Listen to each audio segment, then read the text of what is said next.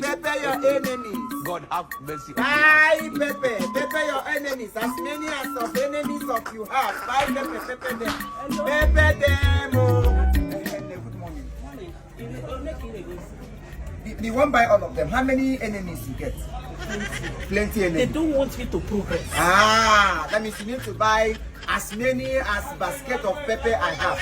Once you buy them, pepper them. Now he will be your song. Pepper them, madam. Pepper them. Don't try ya. I said try ya. All these ones now. If you go my house now, all my enemies are under my pepper. Jesus. You put them under the pepper. Under my pepper. I have peppered even the enemies that is trying to rise to become my enemy have been peppered. Wait. How much for this one? This one now you don't need to buy them with plenty money. Just give me 80,000. I carry 80,000. God have mercy upon us. You know what your enemies do?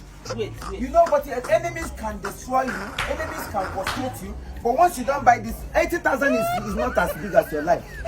Wait. Make I give you a go. I won't do like I was they say, make I see the money. See am first.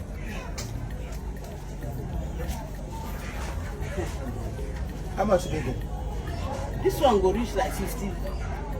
15,000. 5,000. 50,000. 50,000. Madam, you are enemy to me.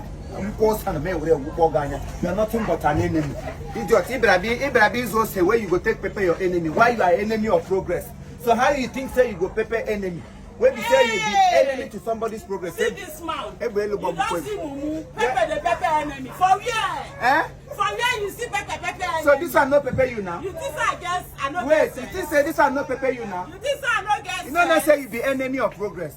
Madam, buy pepper your enemy. They say pepper 80,000. Buy pepper your enemy. 80,000. Your enemy of progress. I don't pepper you now. 80,000. I never pepper you. Only pepper. How much food I go chop? You idiot. How much food I go chop? You know the shame. I go put pepper for your eyes now. You don't fit. Papa, there what things I do what they do. I go pepper you now. Enemy. Which pepper enemy?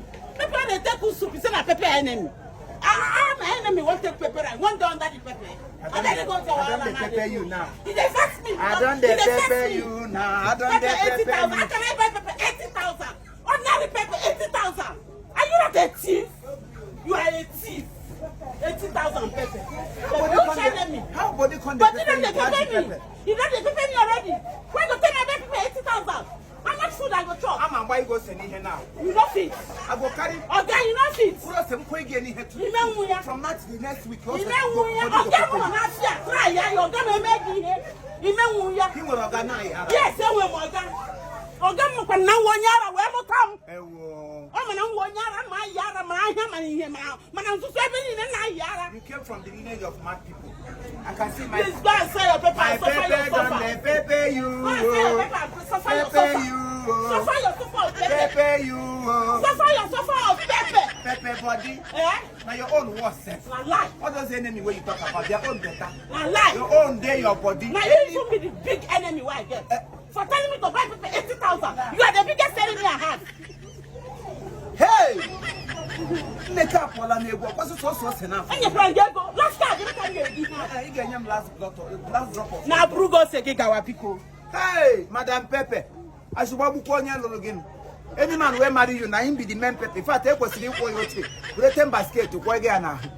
Only just one prize, my hand tell you, but did prepare you. Look at that question, you know. Everybody will back the cupboard. Boom. Pepe, oh. Bye, Pepe, your enemies.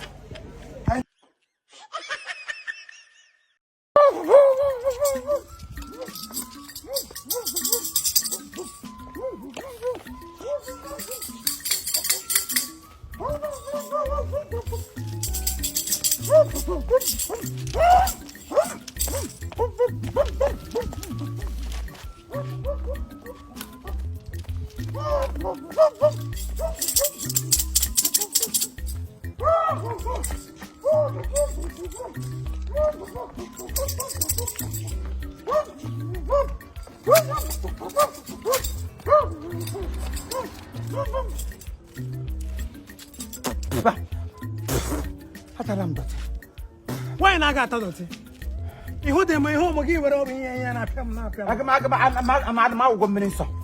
Would I have a pour you hot holy water? And I'm not taking minister.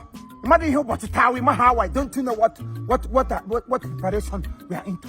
Imagine any help preparation for forthcoming event. Give your goods or shoes. Always sound give goods or shoes and use. Now if you try to tag it. Which forthcoming event? Forthcoming event on the many more. Unzukom. Online on a fine land. Now, Muso komo na ndi Igbo. aha. Cultural festival. Bam. Ana me na Finland. Na fine land. Finland. Yeah, oh, fa. Almost fa. I'm like that Christian English. Jiri wayo. Ele preparation in the. Any ham pepper. Simply one I wish come ga no nihu. Mama in sign us because ndị Igbo ngọ bụla anyị na-aga balance. O kwesịrị ebe ọbụla ahụrụ onye Igbo. Our culture still remains. Nobody should tamper or tremblate upon our culture. Our culture is our symbol. Our culture is our pride. Ụmụnna anyị ndị Ebonyi, ndị Abia State, na ndị Imo State all have the three states that from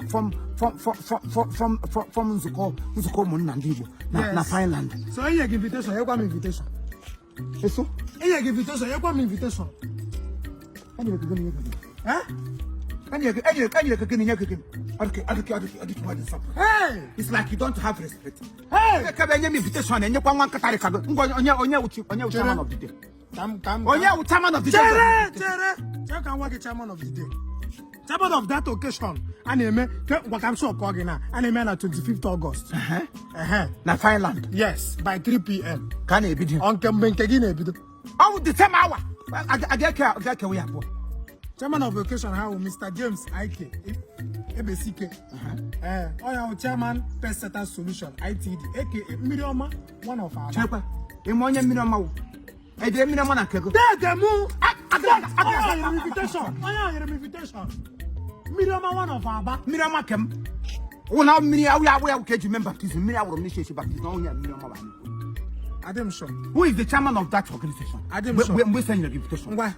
Chairman of organization now, Chief Jiman's Osuala. Dike Ohamba na mi Igbo. Munemoke. Na mi Igbo. What abra lo. Chairman also come on and Igbo Finland. Can we hear one your chat? Yes. As a criminal can go. I want that invitation. What about Yara? A lot of get out and Yami and Yonya. Oh God. What about that hotel with Tanish me? Hello, no, don't know.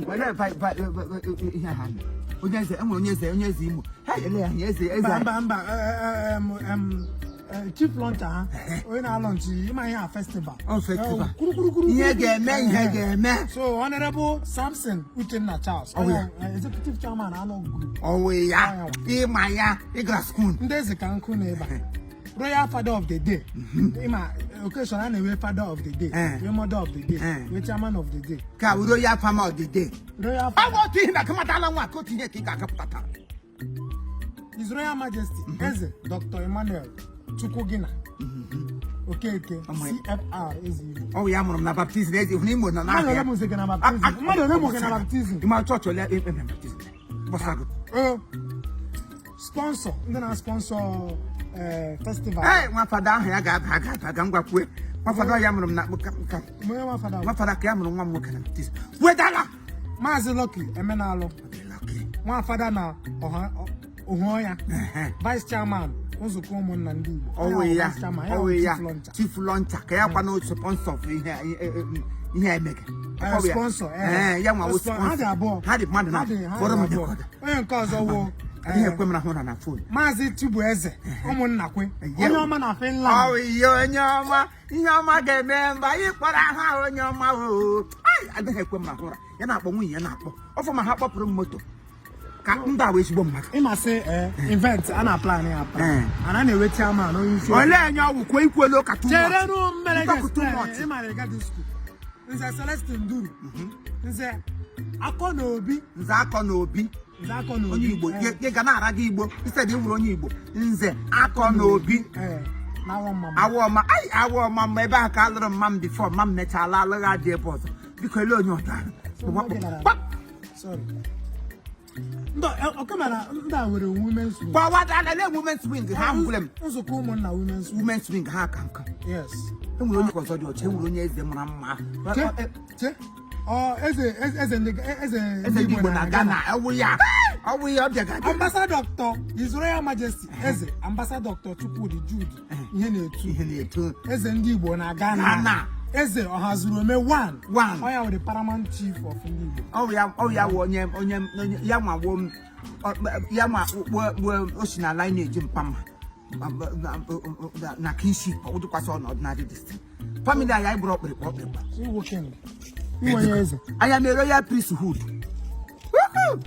elo onye odogopụta ele se meke ana eme na 25th August Sunday yes ndị a niile gị bụrụ nwa afọ Igbo onye ihe ọwụla ihe ọma na adị m and ihe ndị a ha chọrọ ha imepụta library na all the states ọ bụ ihe eji na-eme ihe ka enwe ike launch ego ka arụ library n'Imo State Abia State Ebonyi State hey atụmatụ na ama na mma ndị Igbo anyị nwere ọgụ gị shọpụ ihe a na-eji achọ anyị ka ha chụpụ Igbo in diaspora ọ bụ otu ihe papa anyị nwere ọgụ gị shi ihe ọbụla anyị na-eme kacha mma we are the only people ga wipe na mba anyị chebe echiche how to establish our home how to make our home better ndị mba ọzọ enwede ihe ha chetakwuru asọ ngwa ụlọ ha nweta onwe ha they will remain there and die there mana Igbo mba kwuo ndị Igbo na Finland ụnụ ọkara ume nzukọ ụmụnna ọ ga-adịrị unu na mma ọ ga-adịrị unu na mma ememe anyị ga-eme ya n'ọma mere ya gbuo ya n'aha Jizọs Kraịst bụ onye nwe anyị